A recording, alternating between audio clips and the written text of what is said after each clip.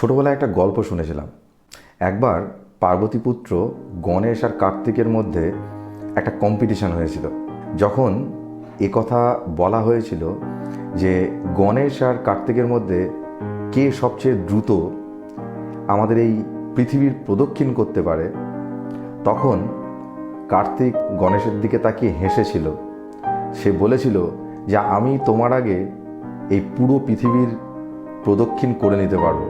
সেই মুহূর্তে গণেশ কোনো উত্তর দেয়নি, তার কারণ গণেশ একটা ব্যাপার জানতো যে তার শরীরের ভার এবং তার যে বাহন ইঁদুর, তাকে নিয়ে সে কার্তিকের আগে পৃথিবী প্রদক্ষিণ করতে পারবে না।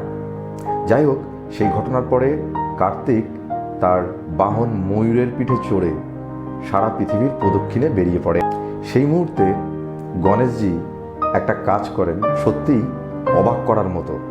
কী কাজটি তিনি করেন এবং কিভাবে তিনি করেন সেটা আজকে আমরা দেখব, এবং তার সাথে আজকের ভিডিওর যে বিষয়বস্তু সেটা কিভাবে রিলেটেড সেটাও আমরা দেখব। তার আগে অবশ্যই সবাইকে বলবো চ্যানেলটা সাবস্ক্রাইব করুন এবং নোটিফিকেশন বেলটা প্রেস করে রাখুন, যাতে নতুন ভিডিও আপলোড হওয়ার সাথে সাথে আপনাদের কাছে নোটিফিকেশান পৌঁছে যায়। আর অবশ্যই ভিডিও যদি ভালো লাগে লাইক করবেন, শেয়ার করবেন এবং অবশ্যই কমেন্ট করে জানাবেন। তাহলে চলুন ঘটনাটা পরে কি ঘটলো এবং তার সঙ্গে আজকে আমার ভিডিওর বিষয়বস্তুর মিলটা কোথায় সেটা দেখে নিই। কার্তিক যখন মা পার্বতীর কাছে ফিরে আসে, গণেশজি তখন অলরেডি মা পার্বতীর কাছে দাঁড়িয়ে আছে। কার্তিক গণেশজিকে দেখে অবাক হয় এবং বলে, তুমি কিভাবে আমার আগে মার কাছে পৌঁছালে? গণেশজি হেসে বলেন, আমার কাছে আমার মাই হচ্ছে পৃথিবী। মাকে একবার প্রদক্ষিণ করে নিয়েছি, তাতেই আমার পুরো পৃথিবী প্রদক্ষিণ করা হয়ে গিয়েছে। ঘটনাটা তো সত্যিই। মা পার্বতী হচ্ছেন আমাদের পুরাণ অনুসারে মা জগদ্ধাত্রী। তো এই কথা শোনার পরে কার্তিক অবাক হয়ে যায়। একটা সত্য কিন্তু এখান থেকে বেরিয়ে আসছে যে কার্তিক যতই পরিশ্রম করে অনেক আগে ময়ূরের পিঠে চেপে পুরো পৃথিবী প্রদক্ষিণ করেছে, কিন্তু গণেশজি কিন্তু কার্তিককে হারিয়ে দিয়েছে তার স্মার্ট ওয়ার্কের দ্বারা। তিনি তার দুর্বলতার জায়গাটা জানতেন এবং তিনি এমন একটা বুদ্ধি তিনি অ্যাপ্লাই করেছেন এবং সেটা অ্যাপ্লিকেবল এই জায়গায়, work smarter than work harder.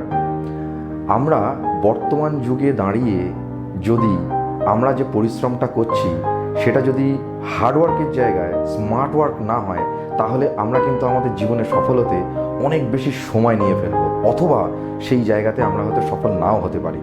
তার কারণ আগেকার মানুষ যারা, অর্থাৎ আমাদের বাবা মা বা আমাদের অভিভাবক বা আমাদের সিনিয়র যারা, তারা একটা কথা বলতেন যে পরিশ্রমের কোনো বিকল্প নাই। এবং এই কথাটা সত্যি, পরিশ্রমের কোনো বিকল্প নেই, কিন্তু পরিশ্রমটা হতে হবে স্মার্ট। আপনাকে একটা প্রপার প্ল্যানিং নিয়ে, একটা প্রপার স্ট্র্যাটেজি নিয়ে আপনাকে কিন্তু আপনার কাজে বা আপনার ফিল্ডে নামতে হবে, নইলে আপনি সফল হতে পারবেন না। আর নইলে অনেক দেরি হয়ে যাবে আপনার লক্ষ্যে পৌঁছাতে। দেখুন, স্ট্র্যাটেজি হচ্ছে রিয়েলিটি বেসড হয়, বাস্তব বর্তমান পরিস্থিতি যেমন, সেই অনুযায়ী আপনার স্ট্র্যাটেজি হতে হবে। প্ল্যানিং যেটাকে আমরা বলি, আপনি কোনো একটা জায়গায়, ধরুন নতুন জায়গায় যাচ্ছেন, সেই জায়গাটাতে আগে থেকেই হয়তো অনেক মানুষ তারা নর্মাল ওয়েতে সেই জায়গায় পৌঁছায়। আমি কোনো একটা স্থানের কথা বলছি, তারা জানে যে এইটা নর্মাল ওয়ে, এই ওয়েতেই আমরা সেখানে পৌঁছাবো। এবার আপনার ক্ষেত্রে কি, আপনি যেহেতু জায়গাটা চেনেন না বা জানেন না, আপনাকে হয় সাধারণ মানুষগুলো যেভাবে সেই রাস্তায় পৌঁছাচ্ছে, যে রাস্তা দিয়ে পৌঁছাচ্ছে সেই রাস্তা ফলো করতে হবে, আর নইলে আপনার বর্তমান যুগে আপনার হাতে যেহেতু স্মার্টফোন আছে এবং ইন্টারনেট আছে, আপনাকে গুগল ম্যাপে গিয়ে সেই জায়গাটার লোকেশন সম্পর্কে বা বর্তমান পরিস্থিতি সম্পর্কে আপনাকে ইনফরমেশন নিতে হবে এবং সেই অনুযায়ী আপনাকে প্ল্যান করতে হবে যে আমি এই জায়গাটাতে এইভাবে পৌঁছাবো। এবং দেখা গেল যে আপনি এই প্ল্যানিং অনুযায়ী চললে হয়তো এমন হলো যে আপনি যে শর্টকাটটা নিয়েছেন বা আপনি যে রাস্তাটা আপনি ফলো করছেন, সেটাতে আপনি অনেক আগেই পৌঁছে যেতে পারেন। আপনি খেয়াল করে দেখুন, বর্তমান যুগে যে বিভিন্ন কম্পিটিটিভ এক্সামগুলো হয়, সেই এক্সামগুলো যখন আমরা আগে দিতাম, তখন কি হতো না, আমরা যে ম্যাথস শিখে এসেছি বা আমরা যা ইংলিশ শিখে এসেছি বা আমরা যা রিজনিংগুলো শিখে এসেছি, সেগুলো আমরা স্কুলে যেগুলো শিখেছি সেই অনুযায়ী আমরা পরীক্ষায় অ্যাপ্লাই করতাম এই কম্পিটিটিভ এক্সামগুলোতে, এবং দেখা যেত ম্যাক্সিমাম সময় যে আমরা কম্পিটিটিভ এক্সামে কোয়ালিফাই করতে পারতাম না, সব কটা কোশ্চেনের আনসার করতে পারতাম না। কেন পারতাম না? তার কারণ আমরা শর্টকাটগুলো জানতাম না। কিন্তু এখন দেখুন বিভিন্ন ট্রেনিং ইনস্টিটিউটগুলো তৈরি হয়ে গেছে, যেখানে এই ম্যাথসের ফর্মুলাগুলো, ইংলিশ গ্রামারের ফর্মুলাগুলো বা রিজনিংয়ের ফর্মুলাগুলো অনেক শর্টে এবং পুরো প্ল্যানিং নিয়ে এবং পুরো স্ট্র্যাটেজি নিয়ে শর্টকাটে শেখানো হচ্ছে, যাতে অল্প সময়ের মধ্যে অনেক বেশি প্রশ্নের উত্তর আমরা দিতে পারি। এবং যার ফলে দেখা যাচ্ছে যে এখন অনেক ছেলে মেয়ে অনেক তাড়াতাড়ি অল্প বয়সেই খুব তাড়াতাড়ি তাদের সেই কম্পিটিটিভ এক্সামগুলোতে পাশ করে যাচ্ছে, তারা চাকরি পেয়ে যাচ্ছে। পরিশ্রমটা আমি করছি, কিন্তু সেটা স্মার্ট ওয়েতে। আমাকে একটা জায়গা বুঝতে হবে যে আমি যে ফিল্ডের জন্য নিজেকে প্রিপেয়ার করছি, সেই ফিল্ডটা সম্পর্কে আগে আমাকে ধারণা নিতে হবে যে এই ফিল্ডে বর্তমান পরিস্থিতি কী এবং এই ফিল্ডের জন্যে আমাকে কোন কোন থিওরি অ্যাপ্লাই করতে হবে, যাতে আমি অনেক তাড়াতাড়ি এই ফিল্ডে সফল হতে পারি। আপনি বিজনেসের ক্ষেত্রে দেখুন না, কোনো একটা বিজনেসে নামতে গেলে আপনি কিন্তু দুম করে একটা চিন্তা করে নিলাম যে আমি এই বিজনেসে নামবো, আপনি কিন্তু সেখানে লস খেয়ে যেতে পারেন যদি সেই বিজনেস সম্পর্কে আপনার কোনো ধারণা না থাকে বা সেই বিজনেসের বর্তমান মার্কেট ভ্যালু বা বর্তমান যে পরিস্থিতি সেই অনুযায়ী আপনি যদি তৈরি না হন, আপনি সেই জায়গাতে ফেল করার চান্স কিন্তু আপনার বেশি থাকে। কিন্তু যদি আপনি স্ট্র্যাটেজি নিয়ে একটা প্রপার প্ল্যানিং নিয়ে সেই ফিল্ডের রিয়েলিটিটা কি, সিচুয়েশনটা কি, সেটা জেনে নিয়ে যদি সেই ফিল্ডে নামেন, আপনার কিন্তু সফলতার চান্সটা অনেক বেড়ে যায়। সেই জন্যে অলওয়েজ একটা কথা এখন বলা হয় যে ওয়ার্ক স্মার্টার দ্যান হার্ডার। তার কারণ হার্ডওয়ার্ক দরকার, কিন্তু বর্তমান পরিস্থিতিতে যেহেতু কম্পিটিশনটা অনেক বেশি, আপনাকে স্মার্ট ওয়ার্ক করতেই হবে। আপনি যদি স্মার্ট না হন, আপনি সেখানে চান্স পাবেন না। আপনারা একটা জিনিস খেয়াল করেছেন কিনা জানি না, যারা ফুটবল খেলা দেখেন, রিসেন্ট লিও মেসির যদি খেলা দেখে থাকেন, মাঠের মধ্যে লিও মেসি কিন্তু খুব বেশি দৌড়ায় না, এখন হেঁটে হেঁটেই চলে। হঠাৎ করে কোনো একটা সিচুয়েশন এমন তৈরি হয় যেটা দেখে সে হঠাৎ তার স্পিড বাড়িয়ে দেয় এবং দেখা যায় সে সাকসেসফুল হয়ে গেল গোল করার ক্ষেত্রে। কিন্তু আজ থেকে যখন 15-20 বছর আগে লিও মেসি যখন ইয়াং ছিল, তখন কিন্তু তার মধ্যে একটা সেই স্পিরিট ছিল, স্পিড ছিল, ফিজিক্যালি ফিট ছিল, যার ফলে সে অনেক কিছুই কেরামতি সে দেখাতে পারত। কিন্তু এখন সে বুঝে গিয়েছে সেই কেরামতি দেখানোর তার ক্ষমতা নেই। এখন কি করতে হবে? সেই একই সফলতা কিন্তু সে বজায় রেখেছে, কিন্তু কি স্মার্টলি।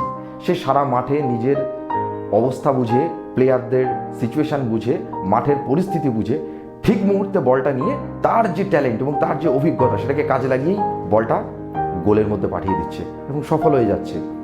একইভাবেই আমরা যে কোনো ফিল্ড, সেটা পড়াশোনা হতে পারে, আপনি ডান্সিংয়ের ক্ষেত্রে দেখুন, আপনি অ্যাক্টিংয়ের ক্ষেত্রে দেখুন। আমরা যদি অ্যাক্টিং দেখি, বর্তমান যুগে বিভিন্ন সিনেমা তো অনেকেই দেখেন, আমরাও তো দেখি।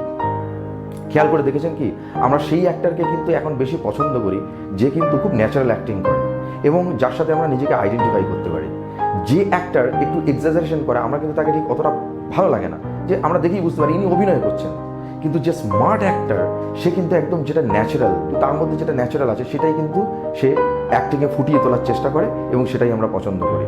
তাহলে সেই অ্যাক্টর কিন্তু হার্ড ওয়ার্ক দিচ্ছে না, সে দিচ্ছে কি স্মার্ট ওয়ার্ক, এবং আমরা সেটাকে কিন্তু পছন্দ করছি। জীবনের প্রতিটা ক্ষেত্রেই বর্তমান পরিস্থিতি অনুযায়ী, যেহেতু কম্পিটিশন অনেক বেশি, আপনাকে স্মার্ট হতে হবে। আপনি খেয়াল করে দেখুন না, মাঠে যারা যে কৃষকরা ফসল ফলাচ্ছে, তারা যে দামে ফসল বিক্রি করছে, একজন মিডলম্যান তাদের কাছ থেকে কিন্তু সেই ফসল কিনে নিয়ে অনেক বেশি দামে মার্কেটে বিক্রি করছে। তার লাভটা কিন্তু বেশি, অথচ সে কিন্তু কোনো পরিশ্রম করছে না, সে জাস্ট একটা স্মার্ট বিজনেস করছে। আপনাদের মনে হতেই পারে এটা ঠিক না, এটা ওয়ান কাইন্ড অফ বিজনেস।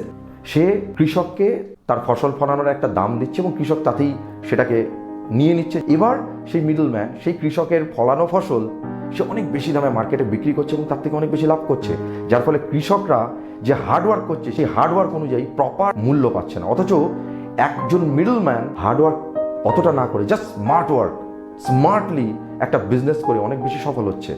বর্তমান যুগ এইভাবেই চলছে, আর এইভাবে চলতে না পারলে আপনি সাকসেসফুল হতে পারবেন না যে কোনো ফিল্ডের ক্ষেত্রে। যাই হোক, আজকে আমার এই ভিডিওটা কেমন লাগলো অবশ্যই কমেন্ট করে জানাবেন। আর যদি ভালো লাগে লাইক করুন, শেয়ার করুন, চ্যানেলটাকে সাবস্ক্রাইব করুন, আর অবশ্যই পাশে থাকা বেল আইকনটা প্রেস করে দেবেন, যাতে নতুন ভিডিও আপলোড হওয়ার সাথে সাথে আপনাদের কাছে নোটিফিকেশন পৌঁছে যায়। আজকের মতো বিদায় নিচ্ছি, আবার নতুন কোনো ভিডিও নিয়ে আপনাদের সামনে হাজির হব। ধন্যবাদ।